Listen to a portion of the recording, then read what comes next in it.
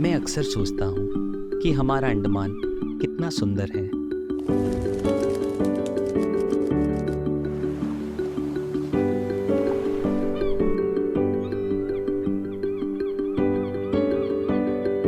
मैं इस जगह के बारे में ऐसा क्या बताऊं जो पहले कभी कहा नहीं गया हो।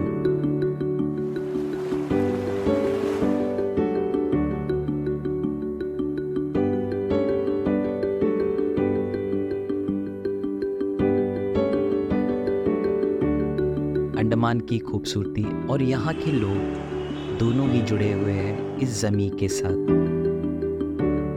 क्योंकि यहाँ का हर एक जजीरा अपनी कहानी बताता है। और मैं एक शेफ होने के नाते निकल पड़ा हूँ एक ऐसे सफ़र में जो मुझे जोड़ता है लोगों से, ज़मीन से और अपने आप से, क्योंकि I am because I cook. चलिए चलते हैं अंडमान के एक नए सफ़र में जो दर्शाता है यहाँ की प्राकृतिक सुंदरता और संस्कृति को खाने के जरिए भी।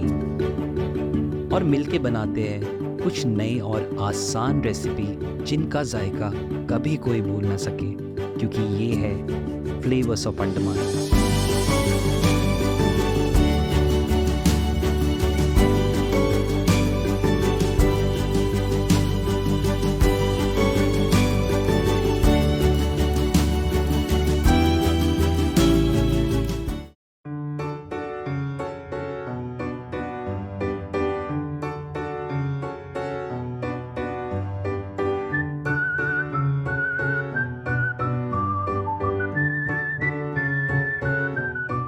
चलिए हम आ चुके हैं बहुत ही प्यारे से लोकेशन में, और कुछ हेल्दी चीज़ें जैसे मैंने आपको बताया था कि बनाना है मुझे, क्योंकि ट्रेनर ने मुझे डाइट पे डाल दिया है।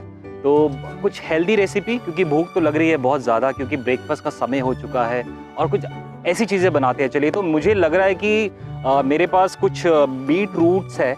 बीट रूट्स वैसे भी काफ़ी हेल्दी होता है, तो उसके साथ कुछ ट्विस्ट करते हैं और कुछ टेस्टी सा चीज़ बनाते हैं। और मैं सोच रहा हूँ कि हम कुछ चिकन भी है मेरे पास, तो चिकन और वेजिटेबल को मिला के कुछ स्टू जैसे क्रिएट करते हैं, और एक इडियप्पम बनाते हैं। इडियप्पम वैसे भी बहुत ज़्यादा यहाँ पे अंडमान में बहुत ज़्यादा चलता है, और मुझे एक्चुअली बहुत ज़्यादा पसंद भी है, और काफ़ी हेल्दी भी है, क्योंकि वो स्टीम करेंगे हम उसे, और उसको बहुत बैलेंस तरीके से उसको बनाते हैं। और चलिए, खुश करते हैं आपको और मुझे और मेरे ट्रेनर को भी। तो चलिए बनाना शुरू करते हैं हम इडियप्पम बीटरूट के साथ और वेजिटेबल और चिकन को मिला के बहुत ही टेस्टी सा स्टू। तो चलिए बनाना शुरू करते हैं। नमस्कार, मैं हूँ शेफ अश्वर और आप सभी का स्वागत करता हूँ फ्लेवर्स ऑफ अंडमान में। तो चलिए प्रोसेस शुरू कर देते हैं। तो सबसे पहले आपको लेना है राइस फ्लावर, चावल का जो आटा होता है उसे लेना है हमें। क्वांटिटीज़ आप जितने लोगों के लिए भी बना रहे हैं तो उस हिसाब से मेजरमेंट करके ले सकते हैं। मैं करीबन 3 से 4 जन के लिए बना रहा हूँ। तो अब ब्रेकफास्ट कुछ लोग हैवी करते हैं, कुछ लोग बहुत लाइट करते हैं, वैसे मैं तो लाइट ही करता हूँ। तो मेरे पास एक 2 कटोरी राइस फ्लावर है, राइस फ्लावर मैं ले लेता हूँ। और हवा बहुत अच्छा चल रहा है उसके साथ, और उसके साथ में डालता हूँ बीट रूट का प्यूरी है। बीट रूट ले लिया था हमने, और बीट रूट को मैंने मिक्सी में ग्राइंड कर लिया है, और जो इसका कलर और जो टेक्स्चर है काफ़ी लाजवाब है। तो चलिए इसे मिक्स कर लेते हैं।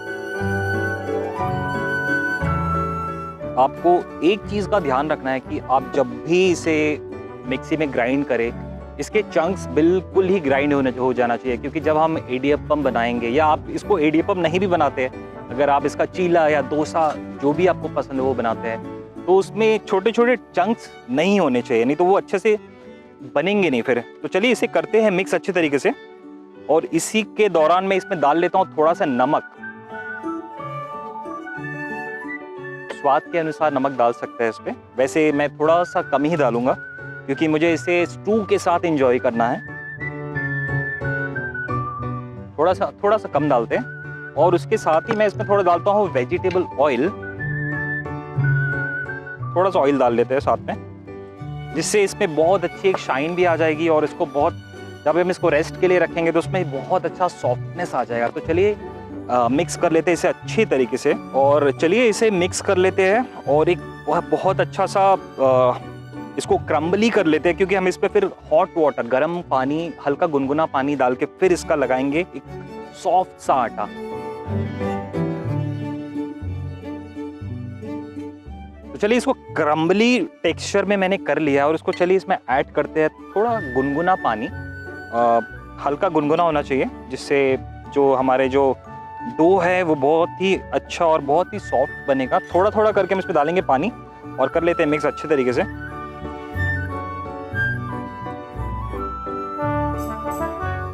आटे के जैसे जो टेक्सचर है वैसे ही हमें इसे फॉर्म में ले आना है, क्योंकि इस पे नमक भी पड़ा है, इसमें गुनगुना पानी डाला गया है, तो ये काफ़ी सॉफ्ट हो जाएगा। और इसे अच्छी तरीके से हम कर लेते हैं एक डो फॉर्म पे। और अगर आपको लगे कि पानी थोड़ा सा कम है तो थोड़ा सा और इस पे ऐड कर सकते हैं, बट ध्यान रखिए कि पानी कभी भी जब भी आप डालें तो थोड़ा हल्का हल्का इस पे डालना चाहिए। तो चलिए करते हैं इसका एक बहुत अच्छा सा डो और इसको रेस्ट के लिए फिर छोड़ते हैं। तो चलिए इसको मैंने बहुत ही बढ़िया से डो टेक्सचर में कर लिया है, जैसे आटे गूंथते हैं वैसे ही कर लिया है। और करीबन इसको रेस्ट के लिए करीबन हम थोड़ा सा ऑयल लगा के इस पे, क्योंकि ऊपर से इस पे परत ना जम जाए, तो मैं थोड़ा सा इसमें ऑयल कर देता हूँ और इसको करीबन हम छोड़ देते हैं 15 से 20 मिनट के लिए रेस्ट पे। तो चलिए इसको मैंने, हमारा जो डो है उसको मैंने छोड़ दिया है, केले की पत्ती लगा दिया है, आप चाहे गीला टॉवल भी लगा सकते हैं, आपके ऊपर है ये। उसके साथ में बनाता हूँ कुछ वेजिटेबल से स्टू और उसको मिक्स करेंगे चिकन के साथ, तो प्रोटीन भी हमें मिल जाएगा और जितने भी हेल्दी चीज़ें हैं, हेल्दी फाइबर्स है या क्या ये कैल्शियम हो गया है, सब चीज़ हमें मिल जाएगा इससे, वेजिटेबल से। तो चलिए मैं ले लेता हूँ थोड़ी सी गाजर और कुछ लोबिया है मेरे पास, बीन्स भी आप ले सकते हैं, जो भी आपके पास वेजिटेबल हो आप उसे ले सकते हैं। कॉलीफ्लावर भी है मेरे पास, तो चलिए ये भी ले लेते हैं। उसके साथ में मेरे पास एक बेबी पोटैटोस है, अगर आपके पास बेबी पोटैटोस नहीं है तो आप नॉर्मल से पोटैटोस भी ले सकते हैं। मैं इसको डायरेक्ट ही बनाऊंगा छिलके के साथ, क्योंकि बहुत ही पतला सा छिलका है इसका, तो ये भी कुछ ले लेते हैं साथ में। और उसके साथ ले लेते हैं कुछ ग्रीन चिलीज ले लेते हैं और कुछ लहसुन भी ले लेते हैं। तो चलिए इसको कर लेते हैं साफ फटाफट से और काटते हैं और इसे पील कर लेते हैं फटाफट। खासियत ये यही है कि जब भी आप कुछ कॉम्बिनेशन करते हैं जैसे जिसमें सब बहुत ज़्यादा मात्रा में प्रोटीन हो, कार्ब्स हो और बहुत सारे वेजिटेबल्स कंबाइन करके कुछ भी जब भी आप बनाते हो, बहुत ही अच्छा होता है। और ब्रेकफास्ट के लिए तो काफ़ी ज़्यादा हेल्दी है, तो इसे बना सकते हैं बहुत अच्छे तरीके से। और चाहे तो आप कुछ डिफरेंट वे से भी इसे बना सकते हैं। तो मैं तो बना रहा हूँ आज क्योंकि मुझे बड़ा मन कर रहा है कि स्टू खाने का, क्योंकि मैं जब कलकत्ता गया था तो मुझे ब्रेड के साथ चिकन स्टू मिला था और मुझे आज भी याद है कि वो ब्रेड बहुत ही अच्छे सिकी हुई थी और बहुत ही क्रंची था। तो उसी के साथ मैं सोच रहा हूँ कि क्योंकि अभी मैं ब्रेड तो खा नहीं पाऊँगा, तो मैं इसीलिए मैं थोड़ा सा सोच रहा हूँ कि हेल्दी ऑप्शन लिया जाए। इसलिए मैं थोड़ा सा इनोवेशन कर रहा हूँ बीटरूट के साथ, क्योंकि बीटरूट बहुत ही अच्छा है और मुझे पर्सनली भी काफ़ी ज़्यादा पसंद है। और बीटरूट के काफ़ी फ़ायदे हैं जो आपको भी बहुत अच्छे से पता है। तो एक और ले लेता हूँ गाजर, क्योंकि गाजर मुझे बहुत पसंद है वैसे भी।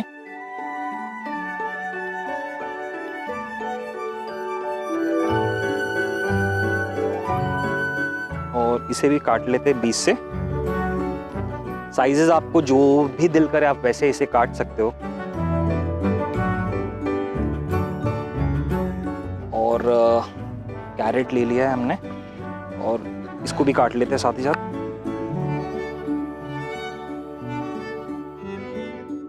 और इसके साथ में ले लेता हूँ थोड़ी सी गोभी, कॉलीफ्लावर। और अगर आपको कॉलीफ्लावर नहीं पसंद है तो आप अपने हिसाब से जो भी आपको दिल करे, जो भी वेजिटेबल आपको ज़्यादा पसंद हो आप वो ले सकते हैं। तो कॉलीफ्लावर को भी कर लेते हैं सफाई। थोड़े छोटे पीसेस ही रखता हूँ, क्योंकि जब पीसेस इवनली होंगे दोनों तरफ से, कैरेट भी सेम साइज़ और कॉलीफ्लावर भी सेम साइज़ होगा, पकने में बहुत आसानी होती है। क्योंकि पकने में इसको थोड़ा सा, अगर आप थोड़े बड़े साइज़ ले लोगे और ये छोटा रह जाएगा तो कुकिंग का जो प्रोसेस है ये गल जाएगा और ये पकेगा नहीं सही से। तो इसलिए साइजेस जो भी हो उसका जो मेजरमेंट हो, शायद जो इसकी जो काटने की जो अब चंक्स हो वो बिल्कुल इवनली होने से ज़्यादा बेटर होता है। और अंडमान में तो खासियत है कॉलीफ्लावर बहुत ही ज़्यादा मात्रा में डिगलीपुर, मायाबंदर और रंगत में आज के टाइम में उगाया जा रहा है और बहुत ही फ्रेश। और मुझे भी बहुत अच्छा एक्सपीरियंस मिला था कि मैं भी जाऊं और हमने भी कुछ ऐसी रेसिपीज़ बनाई थी जाके, तो काफ़ी कॉलीफ्लावर को देखते ही वो पुरानी जो यादें हैं वो ज़्यादा ताज़ा हो जाती है। उसी के साथ मैंने जो बेबी पोटैटोज़ है वो भी लिया है, तो इसको भी मैं बीच से ही काट लेता हूँ और इसे भी रख लेता हूँ साथ में। आप चाहे तो इसका जो स्किन है, छिलका है, इसे निकाल सकते हैं, बट मैं कोशिश करूँगा कि मैं इसको रख लूँ क्योंकि इसमें बहुत ज़्यादा मात्रा में एनर्जी बहुत ज़्यादा होती है इसमें और खाने में भी बहुत ज़्यादा टेस्टी लगती है। तो चलिए वेजिटेबल्स मैंने थोड़े से ले लिया, अगर आप चाहे तो आप कुछ और भी वेजिटेबल जो आपको पसंद हो वो आप डाल सकते हैं। और चिकन के साथ चलिए इसको करते हैं कंबाइन और बनाना शुरू करते हैं। इसका बहुत ही टेस्टी सा एक ग्रेवी में हम इसे बनाएंगे क्योंकि हमें इसे सर्व करना है हमारे बीटरूट वाले इडियप्पम के साथ। तो चलिए बनाना शुरू करते हैं। चलिए वेजिटेबल को बहुत अच्छे तरीके से काट लिया है, धो भी लिया है बहुत अच्छे तरीके से और चलिए इसका प्रोसेस शुरू करते हैं। सबसे पहले मैंने ऑनियन ले लिया। मैंने ऑनियन को काट लेते हैं रफली चॉप, जैसे भी आपको करना है आप कर सकते हैं। अगर आपके पास शैलेट्स होंगे छोटे वाले जो सांबर प्याज जिसे कहते हैं, अगर वो मिल जाए आपको तो बहुत ही बढ़िया है।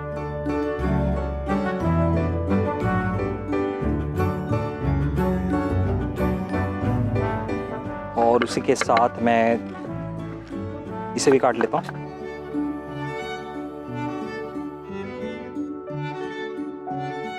और चलिए ये भी कट चुका है और करते गैस को भी ऑन साथ ही साथ में। और उसके साथ ही मैं मेरे पास कुछ लहसुन की कलियां हैं, इसे भी ले लेते हैं।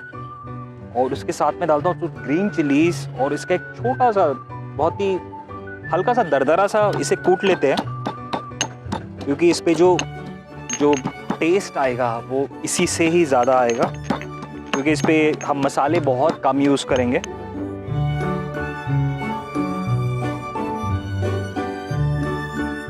बहुत ही रफली चॉप कर लिया। इसी के साथ मैं डाल लेता हूँ इसमें तेल।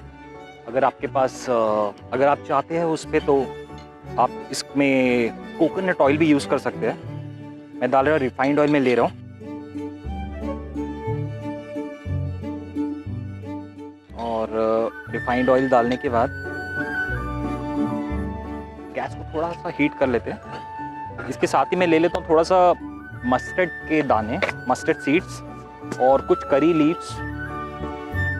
करी लीव्स की खासियत ही है एक्चुअली इसकी, एक तो काफ़ी ज़्यादा अच्छा ये अरोमा, इसका जो फ्लेवर है काफ़ी अच्छा आता है और इससे जो डिश की जो रंगत है, जो उसकी जो सुगंध है, जो स्वाद है काफ़ी ज़्यादा बढ़ जाता है। तो चलिए शुरू करते हैं बनाना। मस्टर्ड सीड्स डाल लेते हैं थोड़ा सा और ये जैसे ही क्रैकल होना शुरू हो जाए उसी के साथ हम हमारे जो करी लीव्स है डाल लेते हैं। करी लीव्स डालते समय थोड़ा सा ध्यान रखिएगा, बस ऐसे आवाज़ आनी चाहिए। उसी के साथ डाल लेते हैं जो हमने चिलीज़ और गार्लिक जो रखा था, ये भी डाल लेते हैं।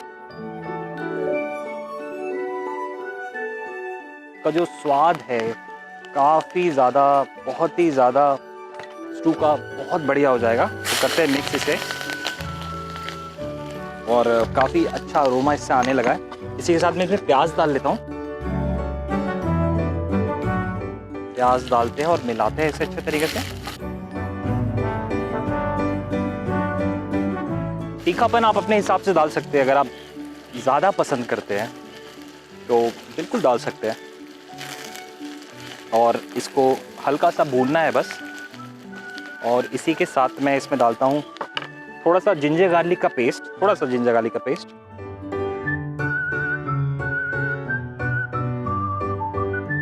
इसे भी करते हैं मिक्स अच्छे तरीके से। काफ़ी अच्छा इससे खुशबू आना शुरू हो गया है और जिंजर गार्लिक वैसे भी जब भी पकता है तो काफ़ी अच्छा उससे खुशबू आता है।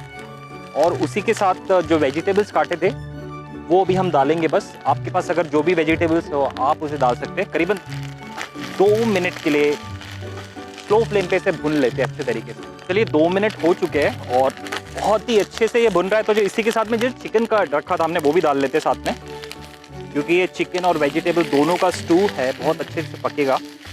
तो ये डाल लेते हैं साथ में और इसे भी अच्छे से मिक्स करते हैं इसके साथ।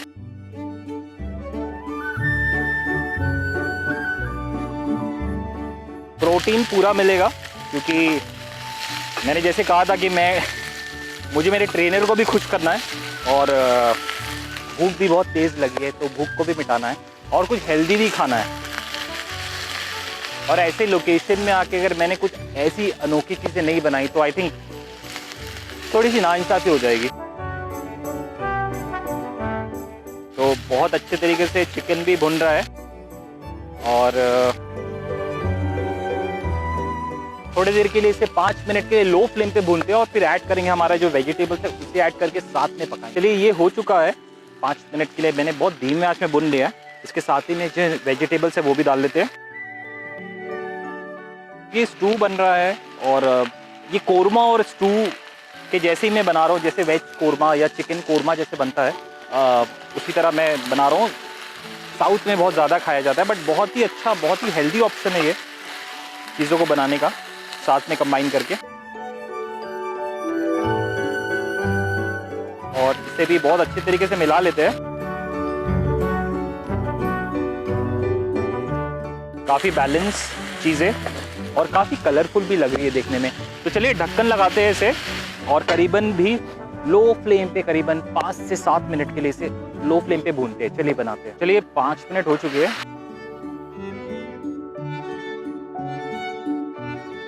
खुशबू आनी शुरू हो गई है और जब खाना पकता है ना और जो कॉम्बिनेशन होता है चिकन का भी बहुत अच्छा खुशबू, वेजिटेबल्स का फ्लेवर, बहुत ही अच्छा इससे अरोमा निकल रहा है। इसी के साथ मैं इसमें ऐड करता हूँ थोड़ी सी हल्दी और थोड़ी सी हल्दी और इसे भी करते हैं मिक्स अच्छे तरीके से।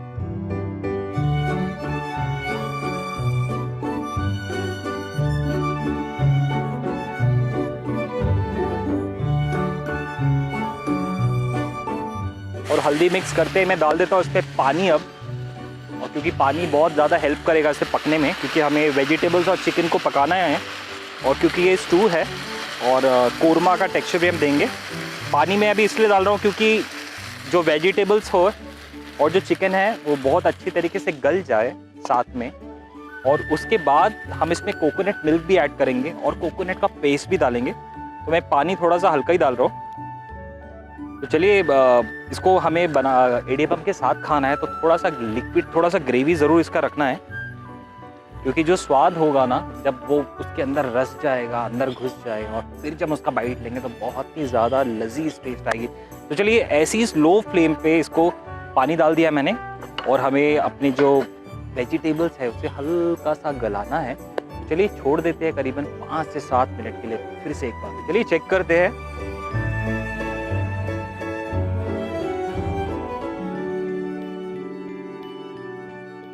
गार्लिक का, चिलीज़ का, करी लीव्स का और चिकन का और वेजिटेबल्स के साथ काफ़ी अच्छा इसका अरोमा, और जो पानी हमने डाला था वो बहुत ही हेल्प कर रहा है इसे पकने में, और हमारे जो वेजिटेबल्स है वो भी बिल्कुल सही तरीके से पक रहे हैं। इसी के साथ मैं डालता हूँ इसमें हमारा कोकोनट का जो पेस्ट है, कोकोनट पीस रखा था मैंने, थोड़ा से कोकोनट लेके उसको मिक्सी में ग्राइंड कर लिया था, वो भी डाल लेते साथ में।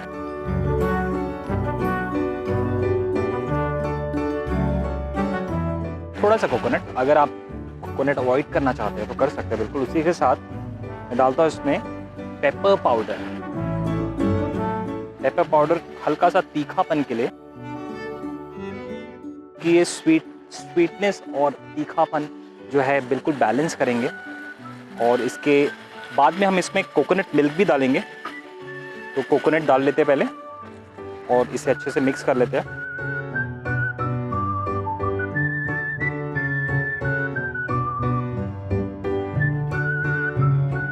जो रंगत है, जो इसका जो टेक्सचर है बहुत ही उम्दा लग रहा है देखने में, क्योंकि इसमें ग्रीनरी भी है, रेडिशनेस भी है, क्योंकि स्टू बन रहा है इसमें कैरेट और जो हमने लोबिया जो यूज़ किया था और जो पोटैटोज डाले थे, चिकन का भी अच्छा रंगत बहुत अच्छा आ चुका है और काफ़ी अच्छा लग रहा है बनाने में। और ऐसी जगह में आके ऐसे इंटरेस्टिंग चीज़ें बनाने में तो काफ़ी ज़्यादा अच्छे लगते हैं। तो इसे भी हम भून लेते हैं। और जैसे ही कोकोनट हमने डाला है इस पर और कोकोनट की जो इतनी अच्छी महक आनी शुरू हो गई है, बहुत ही अच्छा एक स्वीट सा महक इससे निकलनी शुरू हो गई है, क्योंकि कोकोनट भी साथ में भून रहा है। और इसे भी पकाते हैं अच्छे तरीके से।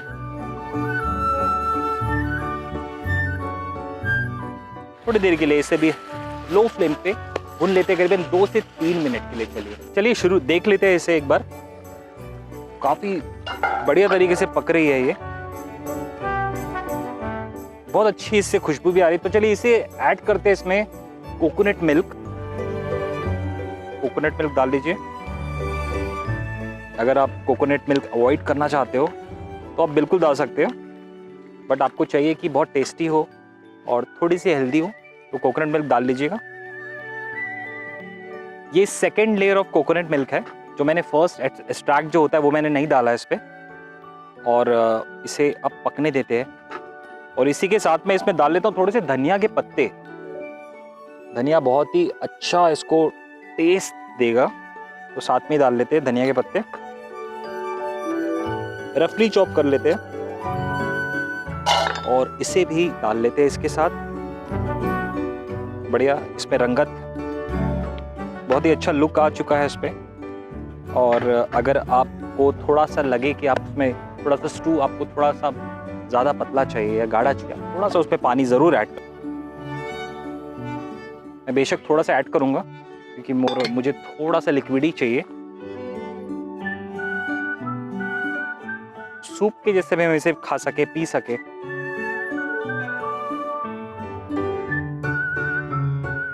देते हैं थोड़ा सा इसमें बॉईल आने देते हैं और इसे करीबन 2 से 3 मिनट के लिए लो फ्लेम पे पकाते हैं। और उसके बाद हम डालेंगे इसमें इमली का पल्प। तो ये बहुत अच्छे से बॉईल आ चुका है, इसमें डालता हूँ मैं थोड़ा सा टैमरिन का पल्प। और टैमरिन का पल्प इसे बहुत अच्छा टैंगीनेस देगा, इससे और भी स्वाद जो है बहुत अच्छे से बढ़ जाएगा। डालते टैमरिन का पल्प और इसमें डालते थोड़ा सी शुगर, बहुत कम। अगर आपके पास जैगरी है तो आप जैगरी भी डाल सकते हैं। मैं डाल लेता हूँ थोड़ा सा शुगर बैलेंस के लिए, और इसको मिला लेते हैं बहुत अच्छे तरीके से।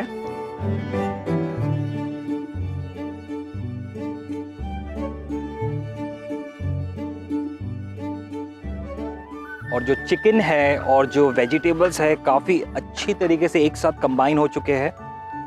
और आपको एक चीज़ का ध्यान देना है कि ये स्टू है, स्टू में कभी भी जो भी वेजिटेबल्स होता है वो बिल्कुल खड़ा रहता है, बिल्कुल क्रंची रहता है। तो उसको आपको इस तरीके से इसे गलाना है कि ये बिल्कुल गल ना जाए अच्छे तरीके से एक दूसरे के साथ, बट जब हम बाइट लेते हैं उसमें क्रंचीनेस ज़रूर होना चाहिए। तो बिल्कुल स्टू हमारा ऑलमोस्ट अब रेडी है। तो अभी बस थोड़ी देर में और करीबन 1 मिनट के लिए मैं इसे और थोड़ा सा कर लेता हूँ, और इसमें लगाएंगे फिर हम एक बढ़िया सा तड़का और बनाएंगे इसके साथ। हमने जो बीटरूट के साथ जो हमने डो को मैरिनेट कर रखा था, एडियप्पम हम अभी बेक करेंगे। स्टीम में करेंगे या बेक कर सकते हो, आप स्टीम भी कर सकते हो। मैं इसे स्टीम करूँगा। और जो हमारा जो स्टू है वो बिल्कुल ही रेडी है। चलिए करते हैं इसको बंद, गैस को कर लेते हैं बंद, और उसके साथ ही प्रोसेस हम शुरू करते हैं अपना एडियप्पम का। तो चलिए शुरू करते हैं। मैं केला के पत्ते ले लाऊं। केला के पत्ते में मैं इसे स्टीम करूंगा, तो मैं इसे एक छोटी सी शेप में काट लेता हूं पहले, कि मैं उसे स्टीम करने वाला हूं। तो मुझे एक छोटा सा राउंड अप चाहिए होगा। तो मैंने ले लिया है केला के पत्ते। आप चाहे तो इसे इडली का जो बर्तन होता है उसमें भी आप बना सकते हो, बट मैं इसे केला के पत्ते में बनाऊंगा। जितना छोटा आपको, जितना बड़ा आपको बनाना है, आप उस हिसाब से इसे बना सकते हैं। तो चलिए ये हमारा पत्ता रेडी हो गया है। उसके साथ ही जो हमने डो जो रखा था वो भी काफ़ी अच्छा सा सॉफ्ट सा हो गया है। तो चलिए मैं इसे डाल लेता हूँ एक मोल्ड पे। जो एडियप्पम मोल्ड है, जिस पे सेव बनते हैं, मिक्सचर जिस पे बनता है, तो इसमें हम एक एक करके अपना डो का जो आटा है वो लगा लेते हैं, भर लेते हैं और इसे मैं डालता हूँ अंदर बहुत अच्छे तरीके से और इसे कर लेते हैं सेट। और ये सेट होने के बाद इसे साइड में कर लेते हैं और जो केला के जो पत्ते थे उसे मैं बिछा लेता हूँ नीचे। चलिए इसे मैंने बिछा लिया है और इसको भर लिया है, तो चलिए इसे बनाना शुरू करते हैं। जब आप इसे प्रेस करोगे तो ये निकलना शुरू हो जाएगा।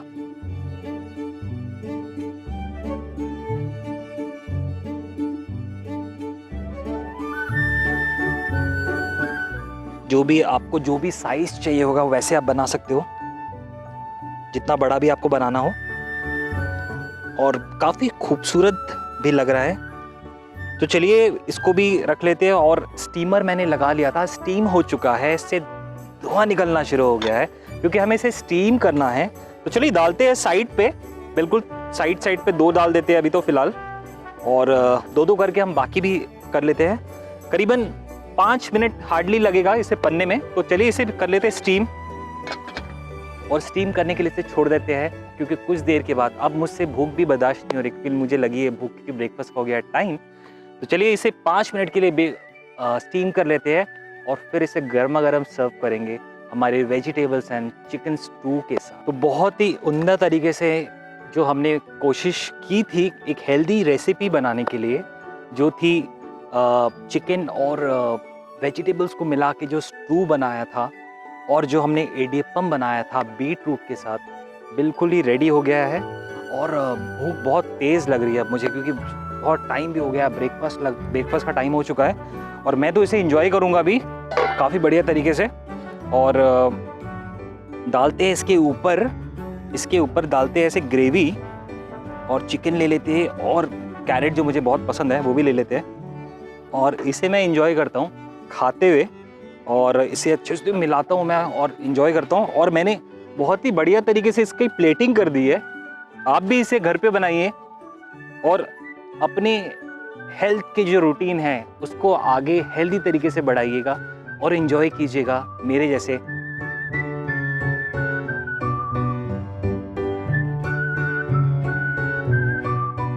बहुत ही ज़्यादा टेस्टी और हेल्दी रेसिपी, जिससे मेरे जो ट्रेनर है वो भी खुश, मैं भी खुश और आप भी खुश। तो प्लीज़ एंजॉय कीजिए एक बहुत ही अच्छी हेल्दी और ब्रेकफास्ट रेसिपी को, क्योंकि यही है हम लोगों का स्वाद का खजाना, फ्लेवर्स ऑफ अंडमान।